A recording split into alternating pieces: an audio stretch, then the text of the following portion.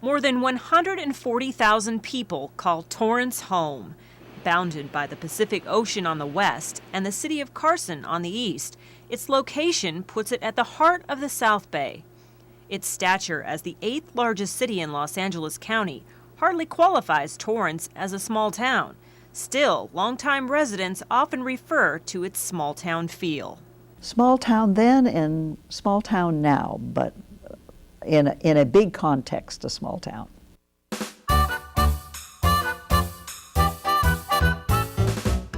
In its infancy a century ago, Torrance truly was a small town. In fact, some referred to it as a bean field.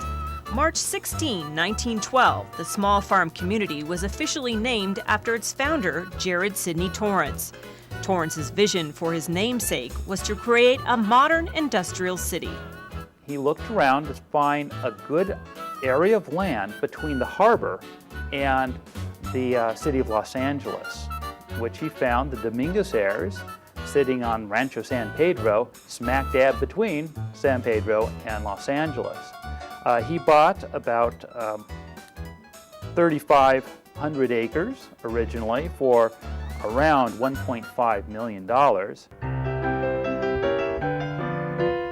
But who is Jared Sydney Torrance, and why did this billionaire entrepreneur, originally from a small town in New York, take interest in developing a new city here in California?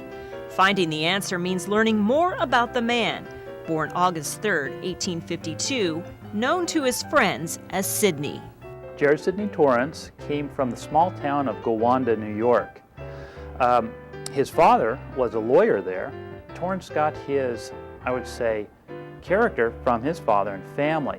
Very hardworking and very entrepreneurial. Jared Sidney's autobiography paints his father, Cyrenius Chapin Torrance, as a man who believed it wise to cultivate the habit of industry in boys. This meant loading them with responsibilities to teach self-reliance. The winter following his 6th birthday, I was made to care for and feed a flock of about 100 sheep. On Saturdays, during the same fall and winter, with a brother, a year older than him, he hauled all their firewood from Cattaraugus Indian Reservation, 4 miles away or more. 6 years old. Sidney demonstrated early entrepreneurial prowess. At 13, he bought and sold a house and lot at a sheriff's sale for $700. He fixed it up and sold it for a profit. Torrance was buying and selling produce, involved in corporations. He helped found the original bank in Gowanda. As a boy, he also excelled in penmanship, so he was often sent to his father's law office to copy papers. He could write 100 folios, or 10,000 words a day. His 1883 passport came to light recently, and we can see his signature. And he does have a very precise signature. A disagreement with his father prompted him to leave home at the young age of 15. He wanted to see the West and took a job as a bookkeeper in Chicago. His work impressed his boss at a wholesale stove firm, but 2 years later, his mother and family urged him to return home to complete his education. He entered Sheffield Scientific School at Yale University in the fall of 1871. He was a popular student and served as president of his class. After graduation, Sidney returned to Gowanda to help tend to his then ailing father's business. He found the work at the firm interesting, but the task of fighting out other people's quarrels distasteful. He happily accepted an opportunity to quit the law and travel and work abroad. He returned home to Gowanda in 1878. While living with his parents, he purchased 1,200 acres of timberland. When a railroad construction boom doubled the price of railroad ties, he made a hefty profit. He also built 30 or more houses in Gowanda. It was his father's ill health that would lead Sidney at age 35 and his family to the Golden State in 1887.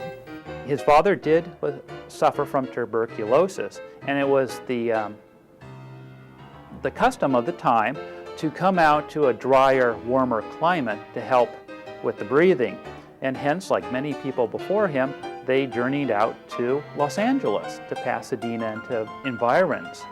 Unfortunately, it didn't seem to help his father's tuberculosis, but Torrance and his brother fell in love with Los Angeles.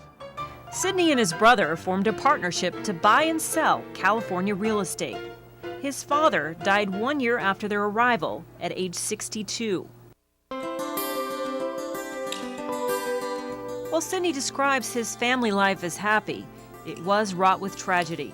Cyrenius and Sidney's mother Mary, pictured here in later years, had 6 children. Only Sidney, his sister Jenny, and younger brother Louis lived to adulthood. Sidney was married in 1889 to Annie Laurie Fowler. They lived in this Pasadena home. She bore him his only children. Jared Sydney Torrance Jr. died before his first birthday. A second son, John Fowler Torrance, died in an elevator accident in Pasadena at the age of 8. Mrs. Torrance died just 4 years later in 1893. But his success in business continued.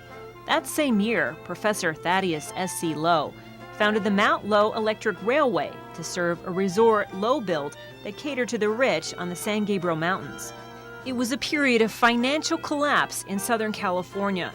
Creditors, including Sidney, brought suit against Lowe, and in 1897, Sidney became the officer and director of the Pasadena Mount Lowe Railway.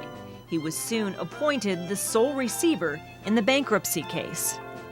He flipped it. He reduced fares. He made the hotel accommodate the average Joe. So floods of picnickers went up there, making quite a handsome profit for him. I think that would be the most successful property he ever flipped. Sidney lived in this sprawling South Pasadena mansion in 1911 when he began making plans to create a new city. His decision was likely prompted by rising real estate costs in the City of Angels, along with a violent climate in labor management. On October 1st, 1910, a bomb exploded at the non-union Los Angeles Times building. On Christmas Day, another bomb blast in Los Angeles at Llewellyn Iron Works. So they thought if we moved the factory out to the land, so to speak, it would get the laborers away from the more radical elements, if you will. Llewellyn Iron Works moved into Torrance in 1916 and employed 500 workers by 1921. Torrance was the president or director of over 140 corporations. He had stock in P&E, Pacific Electric, Llewellyn, Union Tool, of course, Union Oil. And it's no coincidence that a number of these very same corporations are the ones who originally moved out to the city of Torrance. Sidney envisioned his city as a worker's paradise. And this was the time of the City Beautiful movement, a movement to make cities a good place to live. Clean, beautiful, a lot of recreation, fresh air, that sort of thing. To see his vision to reality, Sidney enlisted the help of noted landscape architect Frederick Law Olmsted Jr. Olmsted Jr.'s high-profile resume included the National Mall, Jefferson Memorial, and the White House grounds. Torrance wanted to do things first class, so he got the best he could do, which was Frederick Law Olmsted Jr. The Olmsted firm was hired to design the new city as a model that would be admired and copied elsewhere. The layout would place factories to the east of the houses and stores, so prevailing winds would carry factory smoke away from the town. There would be paved streets, underground telephone and telegraph wires, 100 or more houses, 6 brick commercial blocks, and a railway passenger depot. Space was reserved for public parks, playgrounds, and a civic center. 300,000 trees were planted, and several acres set aside for public schools. The idea is to sell a house to the worker. The worker has a stake in the community. He'll work better, he'll commute, and he will raise his family in a wholesome community, making him a better worker and a happier worker. By 1914, the city was taking shape, but a few of Sidney's well-laid plans weren't working out exactly as he'd envisioned. A recession hit in 1914, Nobody could afford to buy houses in Torrance. The average worker was at will, meaning that when the factories received less orders, they let go workers. So a worker would much prefer to rent because he didn't know week to week whether he's going to have a job. It was during this time that Sidney married his second wife, Helena Childs Torrance, in 1914. Childs would become an active partner in seeing through many of Sidney's plans. That included completion of Torrance Memorial Hospital on Ingrassia Avenue 4 years after Sidney's death. The recession didn't stop Sidney's or the city's momentum. In 1917, another major construction project was completed, the city's first high school. As a lover of books, he also convinced his cousin Isabel Henderson to open a library in the front room of her home on Gramercy. He donated 300 books from his personal collection. Henderson would later help found the Torrance Public Library. Jared Sydney Torrance passed away of pneumonia on March 9, 1921. Just 2 months later, citizens voted to incorporate the city of Torrance. This modest gravestone in a Gowanda cemetery marks where his ashes are buried. Few photos were taken of the man throughout his life, but excerpts of a foreword by W. Jarvis Barlow, printed in a book written by Sidney about his family descendants, sums up the man and his character. Barlow founded the Barlow Sanatorium, where Sidney's father was treated for tuberculosis. He remained a lifelong friend. In any history of the tremendous growth of Los Angeles, his name must always be prominent in financial development, a man whose presence was eagerly sought because it radiated life at its very best. He was a true philanthropist in every way and gave his time, counsel, and financial assistance through all his years among us. I think Torrance would be very pleased to how the city has developed over the past 100 years. Colleen Farrell with the Centennial History Minute.